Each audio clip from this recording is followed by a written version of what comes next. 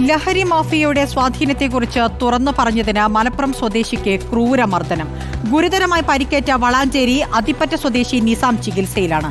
Valanchery police കേസെടുത്ത് അന്വേഷണം തുടങ്ങി. റിപ്പോർട്ടറിലൂടെയായിരുന്നു ലഹരി മാഫിയയെക്കുറിച്ച് നിസാം തുറന്നു പറഞ്ഞത്. ജീവനെടുക്കുന്ന ലഹരി എന്ന റിപ്പോർട്ടർ ടിവിയുടെ ക്യാമ്പയിന്റെ ഭാഗമായായിരുന്നു നിസാമിന്റെ വെളിപ്പെടുത്തലുകൾ. MDMA ഉപയോഗിച്ചിരുന്ന നിസാം അത് അവസാനിപ്പിച്ചാണ് ലഹരിക്കെതിരെ ശബ്ദിച്ചത്.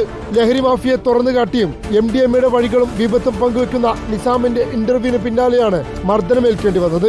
ഇന്നലെ രാത്രിയിലായിരുന്നു മർദ്ദനം. നാട്ടുകാരനായ അൻസാർ എന്നയാളാണ് മർദ്ദിച്ചതെന്ന് നിസാം. ആദ്യമായിട്ട് MDMA ഉപയോഗിച്ച് എന്റെ നാട്ടിലെ കൂട്ടുകാർ സിദ്ദീഖ് എന്ന് പറഞ്ഞ വ്യക്തിയാണ്.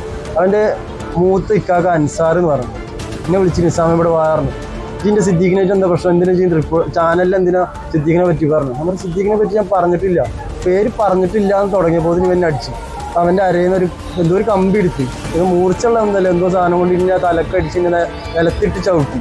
അഭിമുഖത്തിന്റെ പേര് പറഞ്ഞായിരുന്നു മർദ്ദനം. കൊല്ലുമെന്ന് ചിലർ നിരന്തരം ഭീഷണിപ്പെടുത്തുന്നതായും നിസാം പറഞ്ഞു. ലാസ്റ്റിന് ഒരു ഡയലോഗ് പറഞ്ഞിട്ടുണ്ട്, എന്ത് ഞാൻ കൊല്ലും തന്നെ പറഞ്ഞിട്ടുണ്ട്. ഞാൻ കൊല്ലും തന്നെ നിലത്തിട്ട് ചവിട്ടുന്നത്. മർദ്ദനത്തിൽ നിസാമിന് ഗുരുതര പരിക്കേറ്റു. തലയ്ക്കും കഴുത്തിനും കൈക്കുമാണ് പരിക്കേറ്റത്. സംഭവത്തിൽ വളാഞ്ചേരി പോലീസ് കേസ് രജിസ്റ്റർ ചെയ്ത് അന്വേഷണം ആരംഭിച്ചിട്ടുണ്ട്. റിപ്പോർട്ടർ, മലപ്പുറം.